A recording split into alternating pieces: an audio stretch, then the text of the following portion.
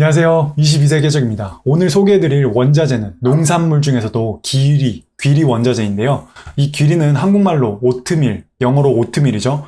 제가 요즘 아침에 들어서 이 오트밀이라고 하는 걸 먹고 있는데 몸에 참 좋다고 합니다. 그럼 지금부터 농산물, 귀리 원자재에 대해서 여러분들께 소개해드리도록 하겠습니다. 이 종류 농업, 원자재 귀리는 주요 거래소가 CBOT라고 하는 곳인데요. 시카고 보드 오브 트레이딩이라고 해서 시카고 상품 거래소에서 주요 거래가 된다고 합니다.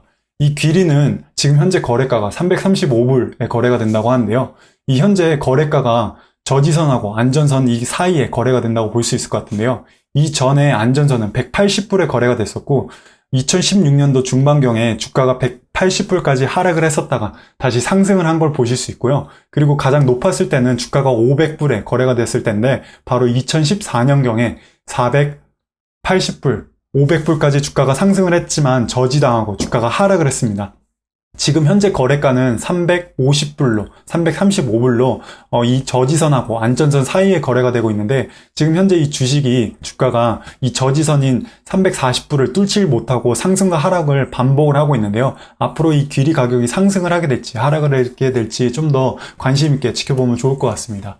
이 귀리를 가격을 확인하고 싶으시면은 investing.com이라고 하는 웹사이트에 들어가서 한국말로 귀리라고 치면은 주식을 검색을 하시면은 확인을 하실 수 있는데요. 이 귀리의 가격 변동 원인은 공급과 수요에 달려 있습니다. 그리고 이 귀리 가격 변동 원인 공급 수요에 가장 큰 영향을 미치는 게 날씨하고 옥수수 가격인데요.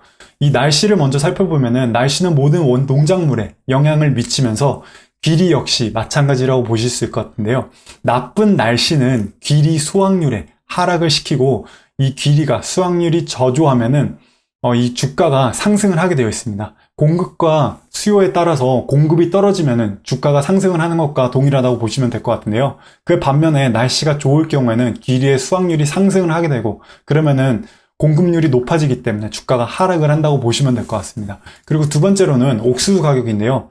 귀리의 주요 용도는 사료용 곡물이라고 합니다. 그러니까 동물들에게 사료로, 곡물로 옥수수 대신으로 귀리를 먹일 수도 있는데요. 이 귀리의 경쟁 곡물은 바로 옥수수입니다. 그러니까 옥수수 가격이 귀리 가격에 영향을 미칠 수 있는데요. 만약에 귀리 가격이 크게 상승을 하면은 옥수수를 대체로 사용을 하게 되고 그럴 경우에는 귀리 가격이 하락을 하게 됩니다. 그 반면에 귀리 가격이 저렴해지면 하락을 하면은 귀리를 더 많이 사용을 하게 되고 귀리 가격이 상승을 하게 되는데요. 그 말은 즉 옥수수 가격이 하락을 하면은 크게 하락을 할 경우에는 귀리가 높을 경우에는 옥수수를 대신 사용을 하기 때문에 귀리 가격은 좀 변동이 있을 수 있겠죠? 그러니까 옥수수 가격이 상승하고 하락을 하냐에 따라서 귀리 가격에 큰 영향을 줄 수 있다고 보시면 될 것 같습니다. 귀리의 거래 방법은 옥수수 가격이 높은 가격에 거래가 될 때 그리고 또 혹서기 시즌에 날씨가 매우 더울 때 이때 귀리의 선물이나 ETF를 매수를 하실 수 있습니다. 그러니까 6월에 날씨가 더워지기 전에 저가 매수를 한 다음에 7월 달에 가격이 상승을 했을 때 매도를 함으로써 이윤 창출할 수 있는데요. 그 다른 방법으로는 말씀드렸다시피 옥수수 가격이 높을 때는 옥수수를 대체해서 동물들에게 먹일 수 있는 사료가 귀리이기 때문에 귀리 가격이 수요가 늘어남에 따라서 상승을 할 수 있기 때문에 옥수수 가격이 높다면 귀리에 투자를 해서 이윤 창출할 수 있을 것 같습니다. 그 다음에는 곡물 귀리 ETF를 한번 보도록 하겠는데요. ETF.com이라고 하는 웹사이트에서 제가 찾아보니까 ETN은 있는데 ETF는 없더라고요. 이 ETN은 Exchange Traded Note라고 해서 교환 거래 메모인데요. 무담보 채무 증권으로 대부분의 ETN은 거래량도 낮고 낙찰가 스프레드가 넓기 때문에 장기 투자로는 권하지 않습니다. 근데 이 곡물, 귀리는 ETN은 있는데 ETF가 없더라고요. 그래서 ETF 투자는 할 수 없을 것 같습니다. 그러면은 귀리 관련 회사를 한번 보도록 하겠는데요. 한 번쯤은 들어본 회사입니다. 첫 번째로는 퀘이커라고 하는 회사이고요. 두 번째는 켈로그, 그리고 세 번째는 포스트, 그리고 네 번째로는 제너럴 밀스라고 하는 회사입니다.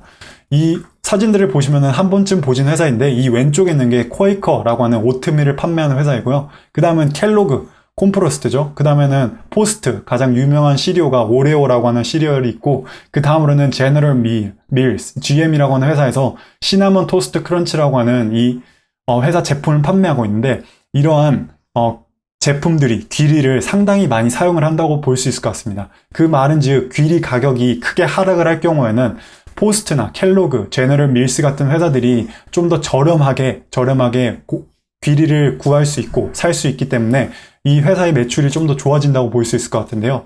가장 먼저 퀘이커 오트밀 회사를 한번 보도록 하겠습니다. 저도 몰랐는데 이 퀘이커라고 하는 회사가 펩시, 우리가 잘 알고 있는 코카콜라 펩시라고 하는 회사에 인수가 됐더라고요. 그리고 펩시의 회사의 주가의 차트를 보면은 2016년부터 144불까지 꾸준히 지속적으로 상승을 해왔습니다. 투자를 하시는 분이라고 보면은 이 주가의 차트가 매우 매력적이라는 걸 볼 수 있겠는데요. 지속적으로 상승을 하는 주가의 차트만큼 매력적인 건 없는 것 같습니다. 그 다음에는 켈로그 회사를 보도록 하겠는데요. 켈로그 회사가 주가가 가장 낮았을 때는 50불에 거래가 됐었고 가장 높았을 때는 85불에 2016년에서 2017년 사이에 거래가 됐습니다.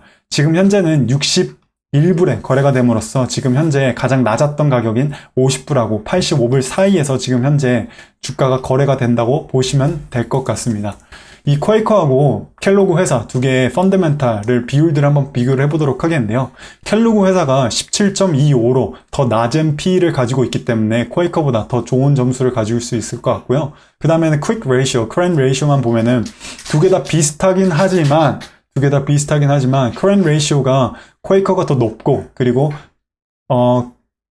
퀵 레이시오죠. 퀵 레이시오가 퀘이커가 더 높고 그리고 또 커런 레이시오의 경우에는 퀘이커가 좀 더 높기 때문에 켈로그 비해서 좀 더 높기 때문에 더 낫다고 볼 수 있을 것 같습니다. 둘 다 비슷하긴 하지만 퀘이커가 좀 더 나을 것 같고요. 그 다음에는 Sales Past 5 Years라고 해서 지난 5년 동안 매출을 비교를 해보면은 켈로그하고 퀘이커 두 개 펩시 회사를 비교를 해보면은 둘 다 매출이 그렇게 좋지는 않았습니다. 그나마 펩시가 0.10으로 좀 더 나을 것 같고요. 그 반면에 켈로그 같은 경우는 지난 5년 동안 매출이 마이너스 1.40으로 좀 더 낮았던 것 같습니다. 그 다음에는 ROI를 보도록 하겠는데요.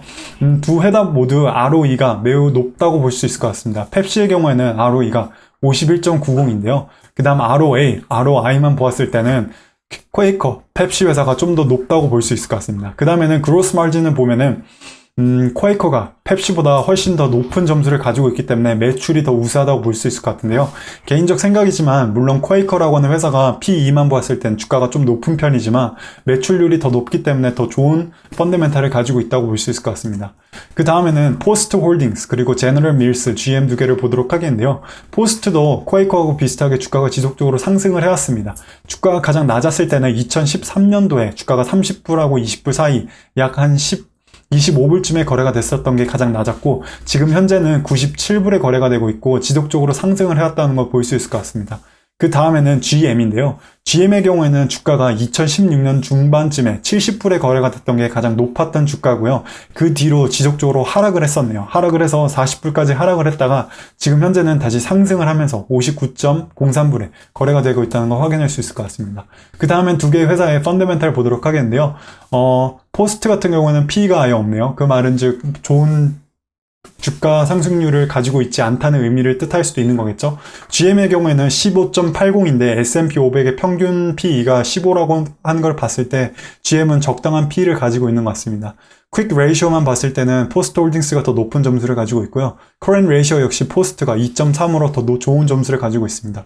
그 다음 부채 비율을 봤을 때 뎁트 에퀴티 레이시오를 보시면은 포스트 홀딩스가 아무래도 부채가 좀 더 높네요. 그래서 제너럴 밀스가 더 낮은 부채를 가지고 있기 때문에 좋은 회사인 것 같고요. 그 다음 Sales Past 5 Year 지난 5년 동안 매출을 봤을 때 GM 같은 경우는 0%로 아예 없지만 포스트 같은 경우는 4.20으로 더 좋은 점수를 가지고 있다고 볼 수 있을 것 같습니다. ROI를 보면은 제너럴 밀스가 더 좋은 점수를 가지고 있네요.